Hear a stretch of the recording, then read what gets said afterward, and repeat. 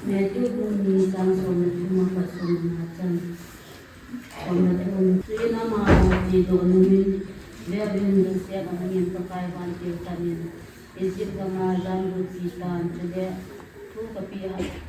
kasihan saat sen unzingin isinam tidak pero dinau siya sulang mau di somnadi sin amasa ko de am sele an isin kam manantar di somnama ahin pakajin tinga ko maase isin kama kunin katapa ko be ati juru itu nanti lagi dia baik hasil sudah ada simpati kita. Amen. Bible take us into people. Malam esok kita tepuin tuai tupi Indonesia tupi setting golang obogin. Kalau pina campur ini kau tahu itu. Istana insul ke hozo si gonsa singka ka pha ipiwa pathin hisin masapen pen pathin thangban mhanlang tuni singka in phat ho iman masango kitile pathin thuai lu masango vin pathin yanga chom cha jong le taw na hinenge tawte ka kipo be pakai na phat thebu na lam chum ni chante ho zalin amasapen pen na min thing ka thangbo vin he pakai tuni singka phanin na cha jong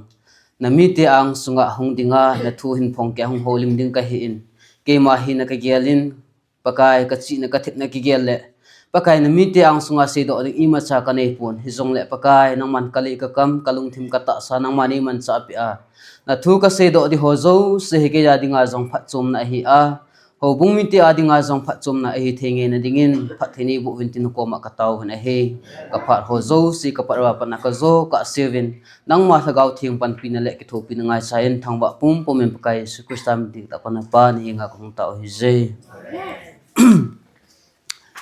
asot be lowangin iti ham khana pa na hin e pathin thu se na ding pha he ki chang khata po in e md aga ki sim ki na hi ala hilanga kho e achapang pen til junior pena ki panji achun konde cha ho jang ki chang zo ji lo lai hi in hi jong le tun jingka pha na na ho mai za pathin thu a chan nei thedinga kom he ka gel lo pi ka sa in ji chun avialin pathin thangwa na henlang sting jong le tun jingka pha nin hi tabang chan lo pi e hin chan sa e program committee ki tidle program hin simo hin gong ho zo si chunga jong pakai min ki pa thu ka hin se jin he kumdang thadanga chun e Christmas anaki mangjing na in tukum he akum som nga la segi chan a hitain mi khat dinga chu apat na pa na tun chan gya he in zaw mai theo a in a hello jong le kim khat he kum nga kum go kum khat kum ni ka poi kum zanam khat Christmas i hin man de o hitain ke jong ipin ha ko na ki sele kum som ni le gate lang pi he Christmas in ki mang hitain nidanga chun khosunga ki uma Christmas anaki mangzi a in hinla kum phabet kitile kum chom kha pi he khosung dal ha mun choma kon ha Christmas manga hung ki hung ji a in hijing jong le tu chunga Christmas mangdinga khong hi ka gele lamdang ka sa in alo le kalung thim jong alamdang zemin aji chu e het su ke du kata sanin thuboi masang phat phat lai chi ti a hele thu choma he ta in inop nop na ki chi a e hin ho jong gari accident ho za chum chum min ke seita dile tu aga le to lai hi in lampi chombe lampi ha sata khan hin ki zona hung ki hung a hi in thile hin ki ka ta banga Christmas mangdinga thanom ta ki hung a hi in e pathin e hin ma poison tu ni in jong e ho bung mi te to ki mu to khoma pathin thu a chan nei khom theite o he ka gele hi chan ge adam na e piu pathin is in pathin ka hin thangwan he tuni jingka phana itu video wa hung ki de sa chi pi ham tia hale e izib gama jesu azam piu chule now sen zo se ki thagam ti he tuni jingka phana ini se do a hi in e bible simno chun kani chun chang som na thuma pa na chang som langa chan bo a hin sim do in hi jong le a thu chu a hung chi pe in e chang som ni la thum chan he to jing jingka phana ini se khom devin ka hen de sen aji chu ni la langa e se do a thu pi kho ka ve nai hala thu pi chom be hi pha na khon hi chi Egypt gama ko na Jesu a hin le puyo hi chan ge he tuni jingka phana en si khom dewin ka hen des an he aji chu athu he them khat be akichi lawa hi ale he thim thelo diu ja cho hin kela khom he ti chu tu jingka phana itupi ipat masangwa ka hin se do he han lang tuni jingka phana itupi win abidoi kitile ipi atup ham ti hin ho bung mi tia ni gel khom diwa ka hin de sa chi pi ham ti a hele Joseph min now sen Jesu Herod lengilo khuna ko na aso cha thena dinga azam pilele banga he pathenin chintup dinga epio hin kho he chon se thina ko na iso cha bi thena dewa ichana e uwa e pan piwa hin kho he azam pi ham ti he tuni jingka phanin ho bumi te ho ni gel khom devin ka hen de san he Herod lengpan now sen Jesu su mangdinga agona pathenin pakai wantil rin Joseph henga an het sa ma banga chun chi asle kha thim hon Jesu Christa agabet ova chibai agabo zo wachun pakai wantilin asle kha thim mo henga chun na ho hilama chun kinung le kit te win aji chu Herod in plan na gon helol Herod thil gon zo se he pakai Jesu Christ pathin he sa he ji achun asile kha thim ho hin hi che Herod hing lam zon talowa lam chom lam ho a agam lang ba an kilya o hiti he tuni jingka pha na he sa he jong le in ki sepi ki do he hen lang he chi sim no ba le me thu bung ni chang som le ni na sung cho an na velya hen imu diu ka hen de kat an in mu diu a hi in chi cho Bible chang sim wala chinama ho achi do nungin ati ja cho anung lang them khat iga se bia ho hen lang chi zo wa chun isim be kinai hale pakai wan tilin Joseph chu aho pikinin thoden lang naw sen le anu poison lang Egypt gama zampitan ati ehin ji chun Herod in naw sen zo se su mangding angai tu in aholin hile Joseph min zong heche naw sen Jesu aso cha thena ding Herod thane na akon aso cha thena ding a cho hoilang gama na zampi ham ti he imu tawin Egypt gama ana zampi hi mu chen an aumin he chun Israel te thusim hi vet te ngai hale Egypt to Israel te he ana chi khom jing pe helol ana ke thon jing pe thusim mo he ana chi khom jing pe he je hin tun jing ka pha na hin Egypt le Israel khang thusim he chom chai ga se khom dewin ka hen des en hi aji chu Bible hi sim te ngai hale Genesis akona hin pe na hi ale Israel te le Egypt te ana chi khom pe ana ke thon jing pe tabangin aumin hi vesan in Genesis bung som lani na kho isim te ngai ale kiel in Abraham chu Egypt gama ango kho pemin kitile bu suidingin Egypt gama nakal sungin hi chule ani channa in Jacob vet kitinga hle amazon hi Egypt gama ma in kiel in achate to ana khupem lut kiro ana khosa kilo ven hi steng la thum chan a he Israel te Egypt gama kumjaliwal jen he so changin ana umu na he steng la ali chan in Solomon lengpan Jeroboam kitipa thadinga ana holaijin hi che Jeroboam jong he Egypt gama ki sellingin ana chekin na he Bible chang isim no ba ale First King bungsom lakhat chang som lina he sim lehen Solomon lengpan Jeroboam hi thadinga an holaijin Jeroboam jong Egypt gama ki sel dingin an chekin na hi achaina in Bethlehem le anaivel zo se a now sin zo se Herod in thagam dinga go laijin Joseph le Mary ja hi now sin cho Egypt gama aso cha thena dingin ana zampi kin na he ti he tuni jingka phana ethupiu to hung to dinga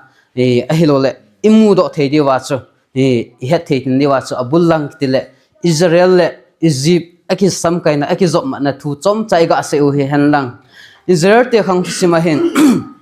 Egypt he a kho pem naw mun ahilo le apu sui naw mun ahilo jong le aso cha thena diwa ana ke sel jing naw mun khat mun thu pi ta khat ahilo le mun lo pi ta khat an he jing pe na he Israel te thu sim he ivet le Egypt te to hin ki khen thailo wa thu sim hung chi khom jing pe a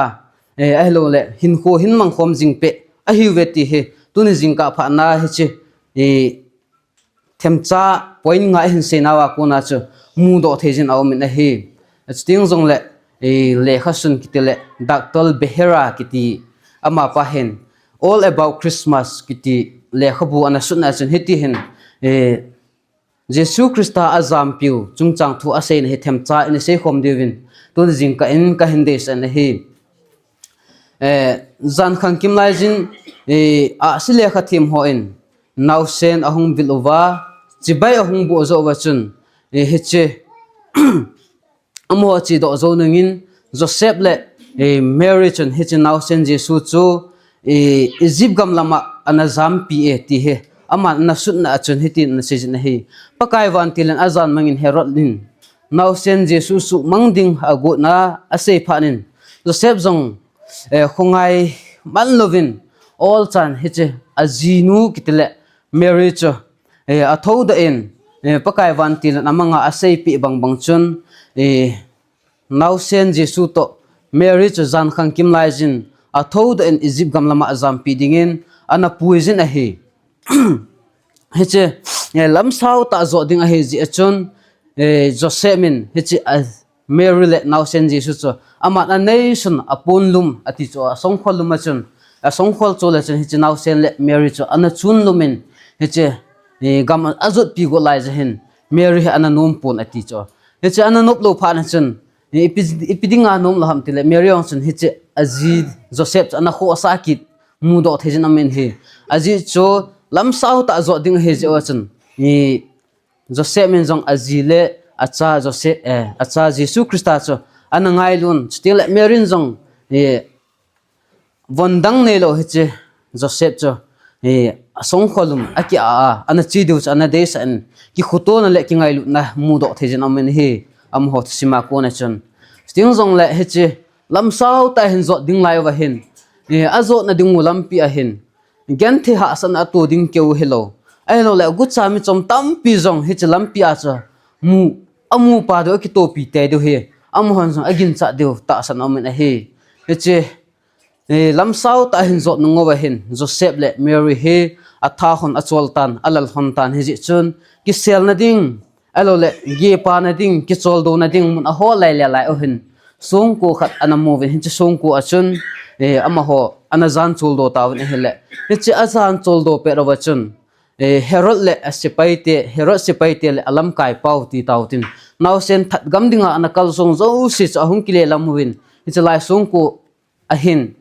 thu kidang ta khat alo thil kidang ta ana so in a he it's in say do devin ka handes an he it's so piham te le mom pan hello le my moment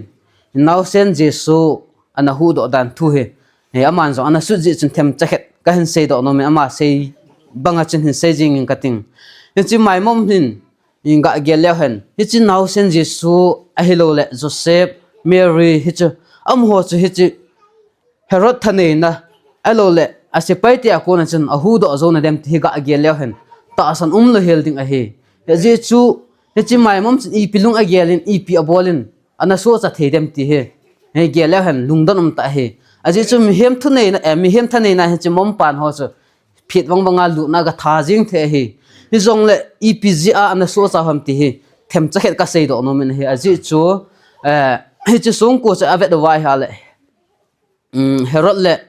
asipai ten hi chi naw sen Bethlehem le kimbel zo si naw sen zo se hin tha chai nungo wa hin ahong kile lam wa hin hi chi aman thu ana sen a si pi ham ti a hele hi chi naw sen zo se ki thagam ding he mi zo se an het ding ta san a hin ama se na a ko na hin aji cho mi nu mi pa tam pi hin a cha te cho chi Herod na ko na so cha thin ding a cho song ko elo le mun chom chom a he a cha te ho ana selo hiding in gin cha do min a he ji chon aman jong ki pat man kitile river a chom bia chi mun chom choma ki sel naw sen mu do ho that ho chu ki pa man atum bia na pe ki danin ana se jin a he ji chon am han jong song ko elo le mun chom choma ki sel naw sen jo si aban ban hin that ro na hi le he chi song ko hin phawa chun my mom ama holim dan kitil ama thu se ding dan tabang chu anaji na hi thil zo si sempa elo le vanoi le si hu hing dinga hong ping pa he tuni zan pha na he ke man ka hu do lo wa he le kon a hu do de ham ti he it's my mom lung gel elo le ama se dan chu anaji na hi je chana ma hen he chi song ko chu amom pa na khon vel avela khon na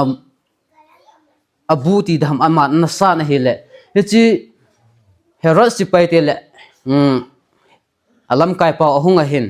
he chi ko song ko apha wa hin avet wa hale mom pan dim se da mu pharo chun amo hen pe gel wam ti ala he chi mom pan kai dim se na song ko a i tin ma jong le koi ma cha lut pon te ti he Herod sipai te le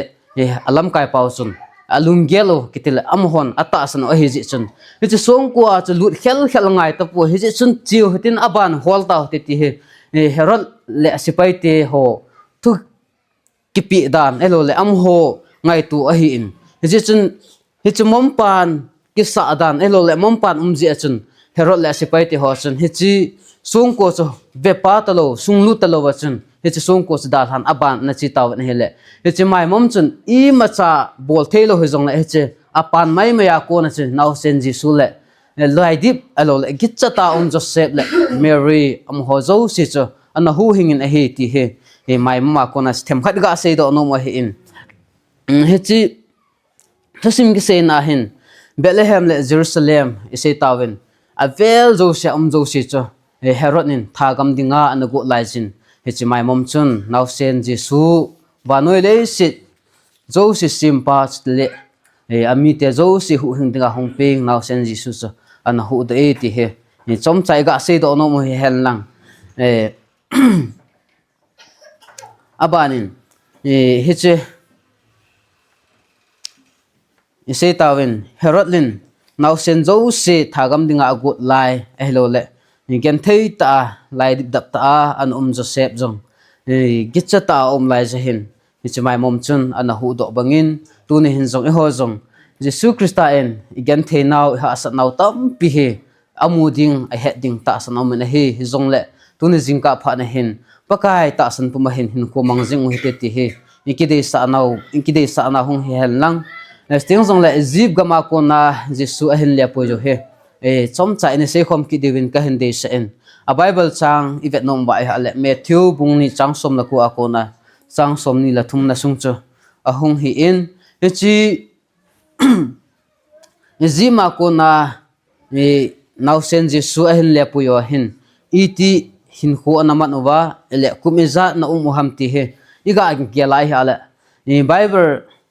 hol gilna ne helo scholar za chom chomin jong athu sedan o helo athu hildan o jong akibang pon asedam jong za chom he je hin mini akun hin innovate do dio helo in se divin ka hande sa en ama sa in Scott Bizel kitipahen kumni vel hechi Egypt gama chu la ki sel helo la ga tham divin ana sejin na hi helo le adang khat kitile Dr. Christopher kitipahen kum khat hinglo o diwin asejin a he che Herod thinunga pakai jin pakai wan til khanin Egypt gama na Joseph chu amangin akimupin thovin naw sen le anu poison lang Israel gam zon tan naw sen thadinga hol ho chu athigam taw ve ati chichu isim no mal me thubung ni changsom la ko akona somni na sung chu simla ha mu de o he ne he chi heti awan tilin Israel gama hunkile dia ase paya ahin vai tha achun even nai ala Egypt gama he so ta vai tham diu elo le so ta ga khopem diu vin ta sana pu na he aji chu even nai ala am ho sedan kitil am ho hildan chu Jesu Christa he BC gu vela an pinga sting le BC li vela he chi Bethlehem ma chu lai wa he now sen Jesu chu asile khathim hon hong bilova sting jong le anche kumma ma chu Joseph le Mary hi now sen Jesu chu Egypt gama hin zam piwa hi kumma ma chu Herod he BC li mama he thi a he je chun hi kumma ma chu pakai wan til he sa dung ya chu hi kumma ma chu hung kile ki diwin ta san om ne he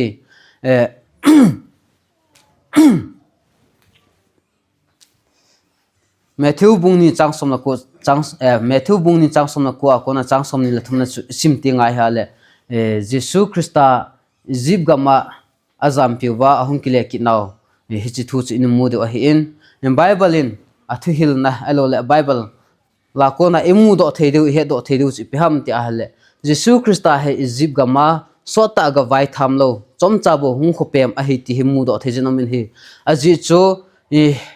Herod thi zo nung kitele Herod hi bisilia thi a hele ama lengam elol ama vai pu na sum hi achate mi thum amho thum hi ichi gam sung ama vai hom na sunga chu hung ki hom khenova Herod vai hom na sunga chu vai hin po hi in akhat na hin Herod Archelaus kitipa hen Judea Samaria chule Idumea kitigama he vai ana pu in vai ana hom in hi sting la ani chan na in Herod Philip kitipa he Galilee sa alam le sulama me vai ana pu in vai ana hom in hi sting la thum chan na in Herod Antipas kitipa hen Galilee le Peria kitigama me vai ana hom in vai ana pu eti he hi Herod thizo nga ko na achate khatni thumte ahung ke vai hom na su bisilia ko na hung ke vai hom tha hi je wachun hi bisili mama chun Jesus Christa he ahin le zam piwa hi Egypt gam dal ha hung ki leo hi ti chu mu do the e na dinga them chai ga sei do no mu hen lang hi Judea gam ahlol Herod khela ni Herod khela vai ana pu ko ham ti a ha le anji Herod vai pu an su Bethlehem la kimvel he ji ama khela vai ana pu hi ko ham til achapa ata pen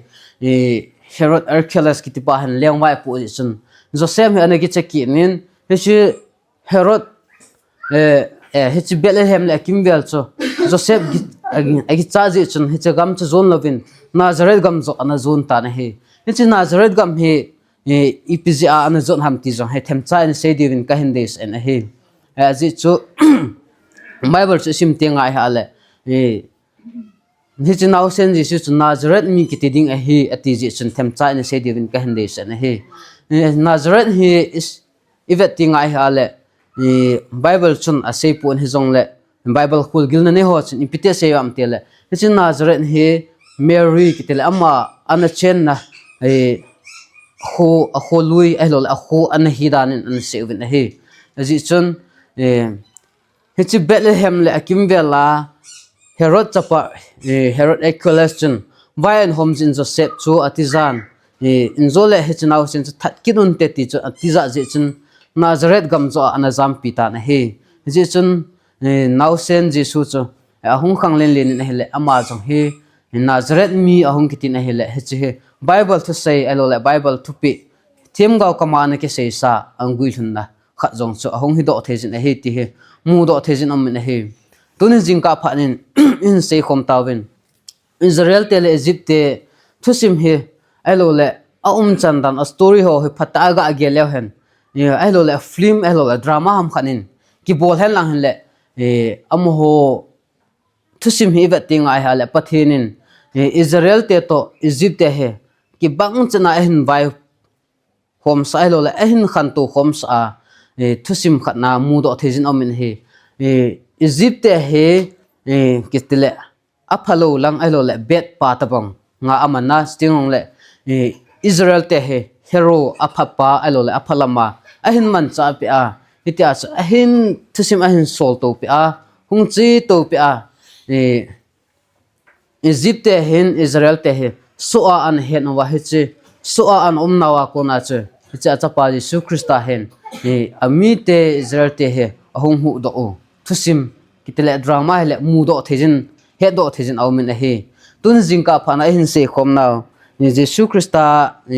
Egypt gama azam piu chale ni Herod ni now sen zo se hin tha gama singjong le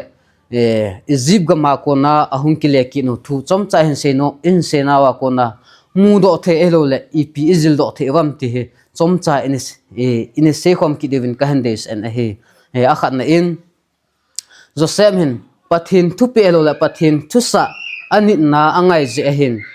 gen the na ha sa na tam pi atu ding aum lai jin pathinin alam pi na gun pin a he ve sana in hin se tawin gam thata ahin zo dingu a he ji chun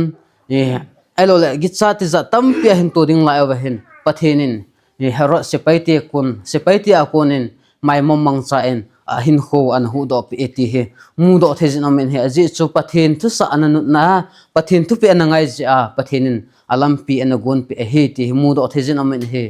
ji chun tu ni jingka phan e hon jong pathenin api o pathen thu hoi ten ngai o tin zuila han pathen e ho adinga jong lampi pha hin gona I thi na thedio ai lo le ki su kha na thedio tam pia ko na he e hin hoi do thedio he ti he akhan na e se do no mu he han lang ani chan a cho pathenin e ngai lu naw e kho sa naw ho he e mu do thejin amen a he e pathenin e acha te taw na le thum na he angai he jingin hello le acha te thumna tawn ho he don lovin akoi pui ti he mu do thejin amen he tuni ahen e ho zong jingka se e taw naw hello le pathen hi ngai ke han do naw ho he ga gel le hen nitinai ki man cha naw hin kho ichi dan ho he ga gel le hen e thina thengen sin su kha na the man tha na thengen sin he zong le itaw naw te ho zala pathenin hin kho ho he e hu do pe wa e ven pi jing o he ti zong mu do thejin amen he je chun tu ni jingka phanin ho bumi te ho in sumi te hon itaw naw he thaselo hela pakai henga ki than do hin khomang jing ding in tu ni jingka phanin ikitim ki dovin a he sting zong le athum chan na e hin pathenin e ho he thilsi a ko na e veng bi jing ve ti mu do thejin awmin a he herot le ase pai te kitile alo le lampi a thilgelo thilphalo tampi atodiu a sam he zong le pathenin hi ho zo sia kona cha hin den bit na a hin hoi dam bang a hin tunin zong e ho zong lam zo dan ho elo le hin khumanda hon wa kona he pathen ta san pum le pathen song puma jing wa hi ale pathenin thilselo thilgelo tampia kona he even bit jingdingo a he ti zong he do thai elo le mu do thejin awmin a he anga chan na in pathen tha na le pathen thunei na ho zo se he thilgilo elo le thilphalo zo si sanga chungnung zo lo pi zo he ti he mu do thejin awmin a he pathenin herod lengpa kitile herodin lampi phalo elo le lampi za chom choma ni chin naw sen zo si thagam dinga agu lai za hen pathenin a hu do ding aveng bit ding hin minu mi pa chingta pathenin anapin Joseph le anu Mary pathenin thu anapi bangin Joseph le Mary in zong ni chnaw sen Jesu ki hu hing na theding lampi pathin thupi ni na azui je hin ni chnaw sen ana hu do in a he je chun tu ni hin pathin thupi ho pathin thusa ho banga hin kumang minu mi pa ahlo le chate ho zo si hin itinama zong le lam gelo lam pi phalo izot na thediwa ko na zo he pathenin e hu do wa lam pi pha zo e gun pi thedung a he ti he tuni jingka phanin mu do thejin awmin he angas agup chan na hin pathen ta san te cho pathen aki hin so na thediu lam pi agung jingin a he ise tawen izib gama ipizia ga so Joseph le Mary now sen Jesus ana zampia ana hu do hamti he imu thedeu elo le point amasalanga ka hin se banga hin Abraham Joseph elo le Jacob za chom am ho zo si zo hin ki sel na elo le ki hu hing na ki hu do na khopi khana na pangin a he tu ne hin ga geleo hen e ho zong ga ki se hen lang le phai sung elo le me the te thunei na thanei na gama so ta in vai in khoso wa in chen lai over hin pathenin amho vai hom na elo le amho thanin a kona hin pui da wa tun a he iki hin so na the deu elo le iso cha na the deu nom te ho sa na the deu pathenin gam e ne pi naw mun hin zo the wa tun a he kilung khata le khita khata i chen khom na the deu pathenin e pi ti ho he lungthima thanom ta ki ngai lo ta le kilung sit to ta i chen khom thene dewa pathin e pi te ho he ki mu da na le ki noi sin e le ki mu sin na mang lovin pathin i ho khom naw pathin i wa soi khom naw hi thena ding a hin pathin e pi o i chen agam te ho he ki ngai lo ta le kilung sit to ta chen khom ding hin tune jingka pha nin ki de sa wen he tune jingka pha na hin pha chom cha i ka hin sen a hin se hil se wal jong mentin a hello le katho se agan wal ji hin a heman lo a lo a zaman lo zong mai thein tin zong le ka hi ne ki ti dam thu ka se ya ha le gang chal chala ka se ji je hin se khil se wal a lo le se thinglal zong hum thejin tin het thelo umai zong le pathenin het thim thin de lung thim chewa pha thebu pi han ti he tun jingka pha na ka han se do hi han lang ka pha ho zo si azona dingin pha chom cha zong le taw le hin ne ki nge taw te ka ke po we pakai na long sit na ngai lo na nei chanovin tun jingka pha nin pakai na pha thebu na kidang ta ka changovin pakai chon se le thin a kom lai taw ba hin pakai ke mo ho tha ha na le thu nei na a ke hu hing zo ding le so cha the ding ka hilo lai zo vin pakai nang mani ngai lovin na mesim sate ho na khoto in nei ngai lovin pakai van ho sa na le lo pina thanei na zo se nang ma na hinda na man cha lova tu ni jingka pha na hepa ki ho adingan ni hu hing na dinguba ichle se gen theina ha sana tam pi tho ding gel sa an hung pina na sa te ho hu hing dingan hung pin si ma sa pen na min thing ka thang bo na he pakai tu ni jingka pha nin hepa apa tia nang ma ko thei ta zalavin sa hi na lo pita nang ma ni chan zalavin na min thing ka thang bo na he tu ni jingka pha nin pakai pathe nang ma pin chan pha ka hin naw ni khat ni tia ka hin man naw pakai na thu na la ka hung ki hil naw hil le ka hin se khom naw pakai pathin ka se khilo ka se wal om khale nang ma lung se te ni ngai da mu vin lang pakai na thu ka se na te ho hil le ka se kha o ka Christian kho wa ka phat chum pi the dingu khat le ni be o ma ha le nang ma ni mal som pi we lang phat the ni bu pi win lang ho bung sung elo le in sum ki ngai lu na le ki lung sin a hin kho ka man khom ba nang ma lengam ka nga na wa he ki ngai lu ta le ki lung si to ta hin kho ka man khom then dingun kum si a anamang jingu hi zong lang tu ko ma ka man pa he atha ata ka gel da ova ka lung thim wa ki ngai lu na le ki lung sin a pun the ne nang ma pha the ni bu bin tin ko ma ka taw ben he pha chom cha na thu ka se na ka se khil ka se wal ni ngai da ma ka se kha te ho zo se ka bon cha wa ding a pha the bu ding ngai san thang wa pum pum min pakai su krista mi ta pana pa ni nga kong ta he je amen ki pha san stan te pa